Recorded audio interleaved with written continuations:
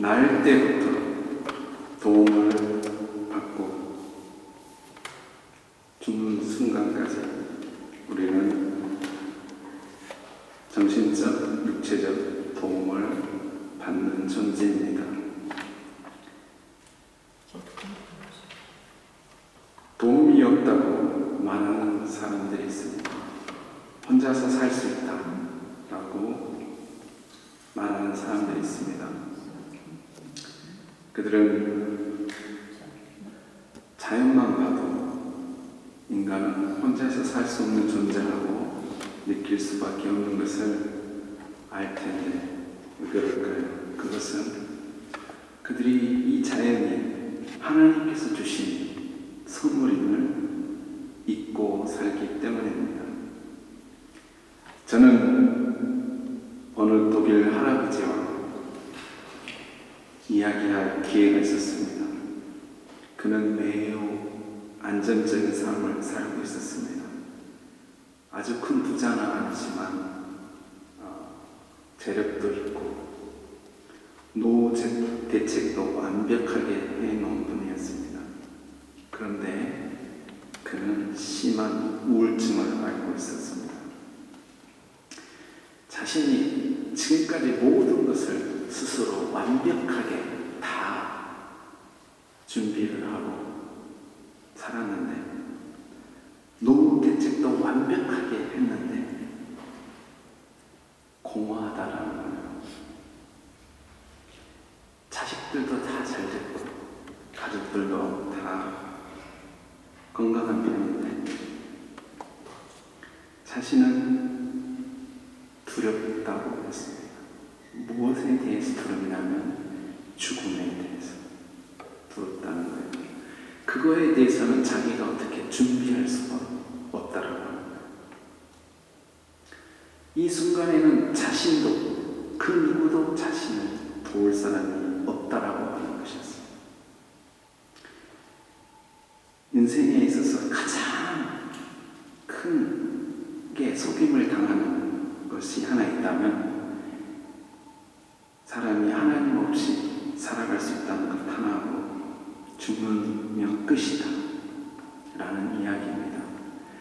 죽을 때 도울 사람이 아무도 없다. 사람은 흙으로 태어나서 흙으로 돌아간다. 끝. 더 이상은 없다 라고 말하는 것입니다. 허무한 인생. 그래서 살아있을 때 열심히 즐겨보세요. 그런 비슷한 노래도 있습니다. 그런데 오늘 이사야서의 말씀은 우리 인생을 도울 수 있는 분이 태어날 때부터 죽을 때까지 죽고 나서 도울 수 있는 분이 한 분이심을 강조해서 말씀해주고 있습니다. 1절, 4절, 5절, 7절, 9절 모두 여호와 하나님이 주어입니다. 그래서 매우 강조, 제 앞에 이렇게 두면서 그 하나님께서 우리의 삶의 주인이심을 매우 강조하고 있습니다. 아멘. 4절에 여호와 하나님께서 이 하나님의 이름으로 시작합니다. 어떻게 보냐면 이스라엘 바로의 선지자 이사야 선지자에게 학자의 혀를 주심으로 이사야의 본분뿐 아니라 이스라엘에게 도움을 주시는 하나님이심을 말씀해주고 있습니다. 우리가 생각하는 학자가 아닙니다. 여러분들께서 독일어로 성경을 주의 깊게 들으셨으면 그게 아니라는 걸 알 수 있습니다. 연구하고 가르치는 학자가 아니라 오히려 그 반대입니다. 제자들, 말씀을 배우는 자들을 의미합니다. 제자들은 선생님의 말씀을 경청하고 그것을 자신의 삶 속에서 실천하는 자들입니다. 선지자들이 그렇습니다. 바로 학자의 혀를 주셨다고 했어요. 혀. 무엇하기 위해서? 바로 공고한 자, 다시 말하면 피곤한 자, 지친 자들을 돕기 위해서. 루터 성경에서는 가장 적절한 때 말하기 위해서, 하나님의 말씀을 전하기 위해서 그렇게 해석을 했지만 정확한 언어의 뜻은 돕기 위함입니다. 공고한 자를, 피곤한 자를 돕기 위함이라고 말씀합니다. 내 명예, 내 행복, 내 개인의 축복을 위해서 이 학자의 혀를 주시는 것이 아니라 딱 하나, 공고한 자를 돕기 위함입니다. 오늘은 앞서 서두에 말씀드린 할아버지 이야기처럼 얼마나 사람들이 다 하나하나 들여다보면 지쳐 있습니다. 힘들어합니다. 육신의 질고에 또 사업 문제, 경제 문제, 정신적인 문제, 자녀 문제, 직장 문제, 또 나라 문제, 여러 가지 이 문제에 지쳐 있습니다.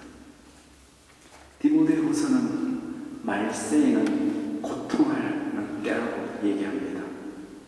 3장에 보니 이 고통하는 때에는 사람들이 자기를 사랑하고 돈을 사랑하고 자긍하고 교만하고 회방하고 부모를 거역하고 감사하지 아니하고 거룩하지 아니하고 무정하고 원통하고 참수하고 절제하지 못하고 사랑하고 선한 것을 좋아하지 않고 비방하고 조급해하고 자고하고 쾌락을 사랑하기를 하나님 사랑하는 것보다 더한다. 경건의 모양은 있으나 경건의 능력은 부인하는 자니, 이렇게 나왔습니다. 다시 말하면 이 고통의 그 근원이 어디가 있냐라고 하면 자기를 사랑하는 것. 나를 너무 사랑해요. 나를 너무 사랑한 나머지 누가 조금만 내게 잘못하면 자존심 흔들면 가만히 있지 않고 조급해하죠. 내가 누군데? 나를 너무 아껴서 너무너무 귀하게 위해서 하나님보다 더 사랑을 합니다. 저는 어저께 MBC 뉴스에서 충격적인 뉴스를 접했습니다. 여러분께서도 들으셨는지 모르겠는데 20층이 넘는 그 아파트에 출입구가, 엘리베이터가 두 군데입니다. 하나는 직접 사서 들어간 주민들이 사는 곳이고 분양을 받아서, 한 곳은 임대해서 들어가는 곳입니다. 분양을 받아서 사는 주인들은 꼭대기까지 엘리베이터가 올라가고 임대하는 사람들은 반대쪽에 10층까지만 올라가게 되어 있습니다. 그 위에는 바로 분양하는 사람들이 살기 때문입니다. 문제는 불이 나면 이분들은 대피할 수가 없습니다. 분양받은 사람들은 꼭대기 옥상에 가서 피신할 수 있지만 이 임대받은 사람들은 불이 나면 피할 길이 없습니다. 그렇게 해서 이 문제를 지적해서 인터뷰를 했는데 그 분양받은 세대받는 사람들이 사는데 지장이 없어요. 관심이 없어요. 저 임대받은 사람과 같이 대우받는 것은 곤란합니다. 그렇게 얘기했습니다. 그러면서 그 임대받은 사람에게 인터뷰를 했는데 그분이 이런 얘기를 해요. 이 아파트에 커피숍이 있는데 그 커피숍에는 가서 이렇게 커피를 마시려고 해도 임대 아파트 사람들은 커피를 마실 수가 없어요. 몇 호 몇 호입니까 해가지고 거기 인디 아파트에 사는 사람이면 커피를 주지 않는다는 겁니다. 왜 그렇습니까? 내 행복, 나를 너무 사랑하기 때문에 나만 잘 살면, 내 가정만 잘 살면 되는 거예요. 그래서 그 사람이 하는 것은 나는 상관없어요. 사는데 지장 없어요. 관심 없어요. 임대에서 사는 사람들이 죽든지 말든지 관심 없다는 거예요. 이런 무정한 세대가 바로 말세라고 하는 것입니다. 그것으로 인해서 날 너무 사랑하니까 공고한 자들이, 피곤한 사람들이 생겨나는 것입니다. 자기 나라의 이익만 추구하니까 일본이 우리나라 경제적인 그런 불이익을 주는 거죠. 한국이 어떻게 되는, 한국에서 그 고통받은 사람이 어떻게 되는, 자국민의 서민들이 어떻게 경제적인 이 문제로 인해서 발생하는 피해에 대해서 상관이 없어요. 교회 안에도 이렇습니다. 너무 자기를 사랑하는 나머지 자신에게 조금이라도 피해가 있으면 조급해하고, 그렇게 해서 봉사는커녕 기도도 하지 않습니다. 하나님의 뜻에 대해서 물어보지 않습니다. 왜 내가 이러한 일을 당해야 됩니까? 하나님을 찾지도 않습니다. 왜냐하면 내 자신이 너무 상처를 받았기 때문에. 왜 이런 피곤한 현상이 교회 안에도 있냐?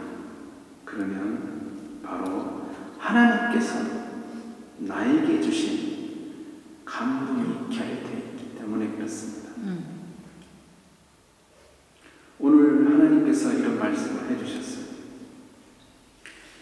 내 귀를 열어서 깨닫게 해주신다. 그런 말씀이었습니다. 하나님께서 내게 들려주시는 그 음성을 듣지를 못하기 때문에 항상 내 중심으로만 생각을 하는 것입니다. 내 이성으로만 판단하고 신앙생활합니다. 이걸 보고 종교 생활이라고 하는 것입니다. 경건의 모양은 있지만 경건의 능력이 없습니다. 경건의 능력이 무엇입니까? 기쁨입니다. 화평입니다. 사랑입니다. 용서입니다.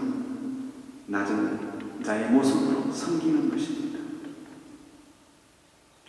사람을 의식하지 않습니다. 왜냐하면 하나님의 음성을 들었기 때문입니다. 하나님의 심정을 알았기 때문에 그렇습니다. 하나님의 뜻을 깨달은 사람은 하나님의 뜻에 순종해서 움직이려고 합니다. 오늘 말씀에 보니까 주 여호와께서 나의 귀를, 주 여호와께서 또 강조합니다.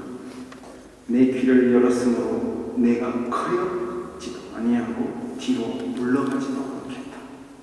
나를 때리는 자에게 내 등을 맡기고 수염을 뽑는 자들에게 내 뺨을 맡기며 수욕과 침뱉음을 피하려고 내 얼굴을 가리지도 않는다는 거예요.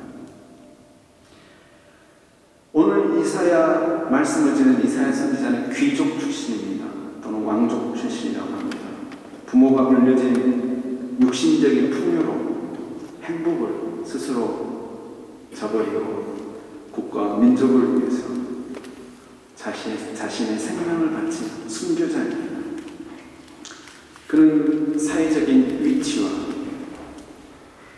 자신이 누릴 수 있는 모든 기득권을 포기하고 오로지 하나님의 음성에만 맞추어서 살아간 사람입니다.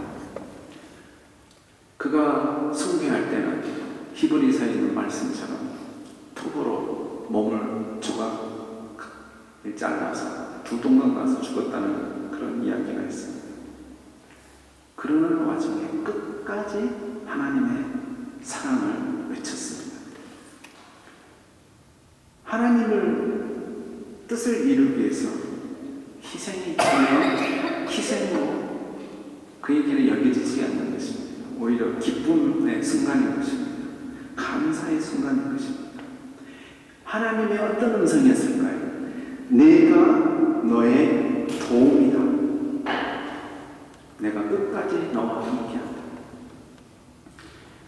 저는 이사야서를 참 많이 읽지는 않았지만 이 지난 주간에 읽었던 이사야서에 있는 말씀 40장부터 이렇게 쭉 얼마나 주옥 같은 말씀인지 모릅니다. 여러분들 읽으시면서 잠이 안 올 정도로 너무너무 좋아서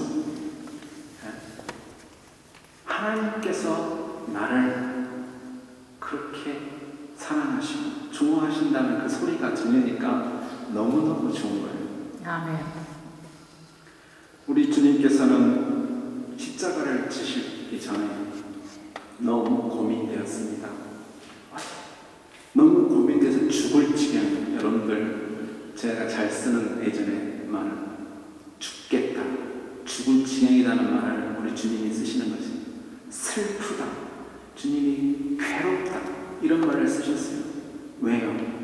십자가의 고통이 너무 크기 때문에 할 수만 있으면 이 잔을 좀 지나가게 해주시기 위해서. 그러나 나의 원대로 마옵시고 아버지의 원대로 하시옵소서. 주님은 물러나지도 않으셨습니다. 십자가의 고통에서 네가 왕이면 한번 내려와봐라. 침을 뱉고 뺨을 때리고 옷을 찢고 온갖 조롱과 모욕을 당하고 주님께서는 하나님의 아들이심에도 불구하고 다 포기하셨습니다. 왜냐하면 아버지의 음성을 들으셨기 때문에 그렇습니다. 아버지의 뜻만을 생각했어요. 그래서 마지막 순간까지 아버지여 내 영혼을 부탁합니다. 사람들은 이 하나님의 소리가 들리지 않기 때문에 괴롭고 슬프고 공고하고 힘든 것입니다. 하나님의 음성이 들리면 그 순간부터 딴 사람이 되는 것입니다. 하나님은 우리에게 똑똑하게 음성을 들려주십니다. 희미하게 두리뭉실하게 말씀하시는 하나님이 아니십니다. 아니 나는 기도해도 잘 모르겠던데요. 아닙니다. 여러분들 제대로 기도해보세요. 여러분 정말 하나님의 말씀을 겸손하게 받으세요. 여러분들 하나님의 뜻을 압니다. 그런데 내 마음이 하나님의 뜻을 알면서 모른 척하고 가는 거죠. 하나님의 뜻은 분명합니다. 내 마음을 열어보십시오. 성령 하나님께서 우리에게 믿음을 주시고 성령 충만함을 주셔서 하나님의 뜻이 무엇인지를 알게 해주십니다. 하나님의 이름은 구원의 보증입니다. 하나님의 이름은 여호와 하나님, 이 이름이 보증이라는 거예요.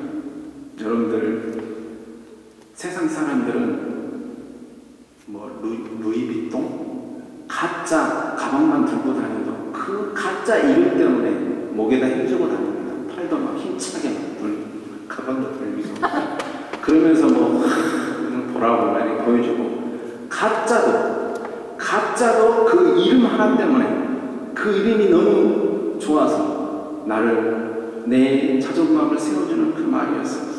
그렇게 세상 사람들은 명품을 가짜라도 좋아합니다. 그런데 우리가 하나님의 이름을 하나님을 명품 짝퉁보다 못하게 여기면서 산다는 것이 말이 됩니까? 언제 그랬습니까? 아니 하나님을 그렇게 사랑한다면서 명품 가방은 열심히 가게를 찾아다니면서 기도합시다. 안 나옵니다. 말씀 봅시다. 안 읽습니다. 괜찮습니다. 여러분들 집에서 다 하시는 줄 압니다. 그러나 여러분들 우리가 합심해서 해야 될 의무가 있습니다. 여러분들께서 들리면 지금은 기도할 때입니다. 이 소리가 들리면 기도하게 되는 것입니다. 교회의 일은 하나님을 섬긴다고 하는 것은 자원에서 섬기는 것입니다. 여러분들 이런 자원하는 마음이 없으면 전부 다 공부하고 교회 오면 더 힘듭니다. 여러분들 차라리 교회 안 오시는 게 낫습니다. 교회 오면 더 스트레스 받습니다. 왜냐하면 들리는 소리가 없는데 내 이걸로 하려니까 안 되는 거죠. 헌금을 어떻게 합니까? 봉사를 어떻게 합니까? 못하는 것입니다. 그런 헌금 하나님이 제발 하지 말라고. 제발 헌금하지 말라. 저도 동의합니다. 그런 헌금 하지 말라. 하나님 받지도 않으십니다.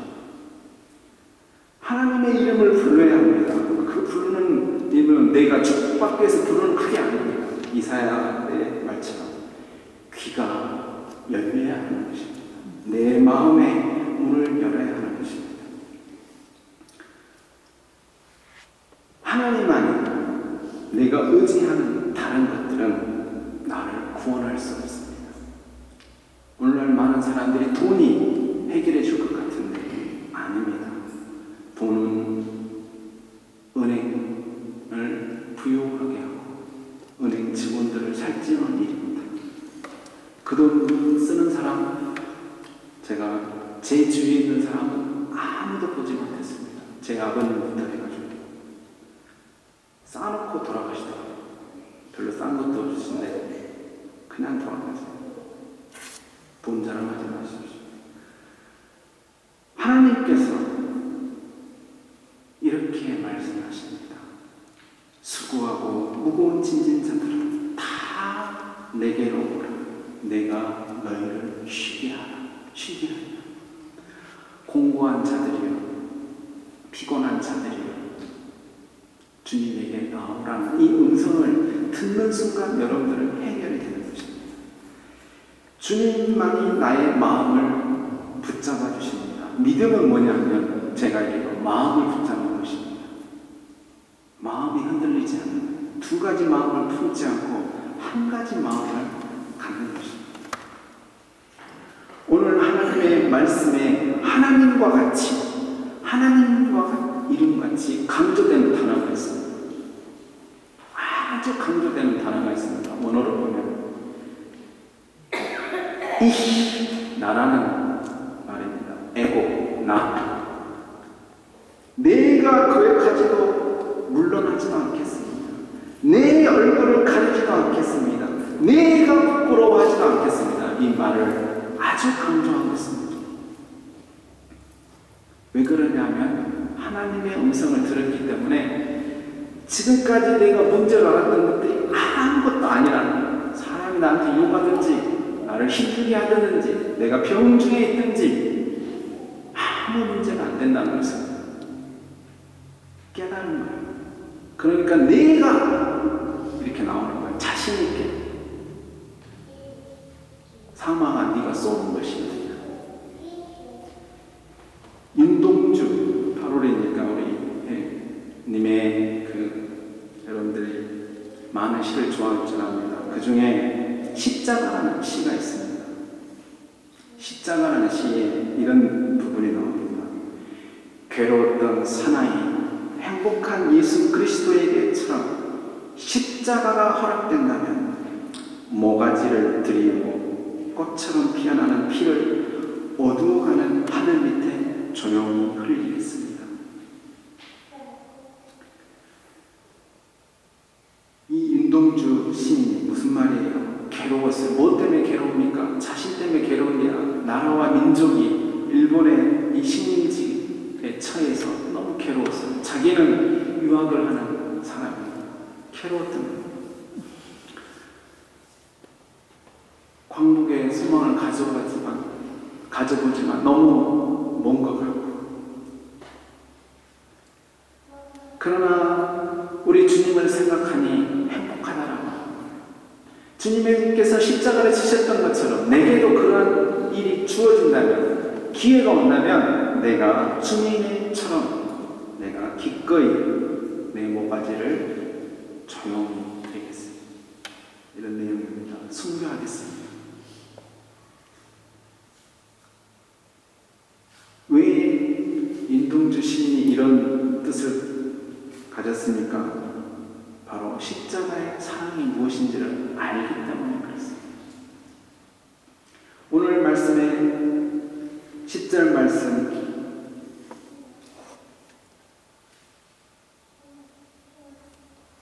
흑암 중에 행하여 빛이 없는 자라도 여호와의 이름을 의지하며 자기 하나님께 의지하는 자. 흑암 중에 빛이 없는 자라도 여호와의 이름을 의지할 수 있는 것은 무엇이냐면 그가 하나님께서 나의 구원자시오 나의 돕는 자시라는 확신이 있기 때문에 그렇습니다.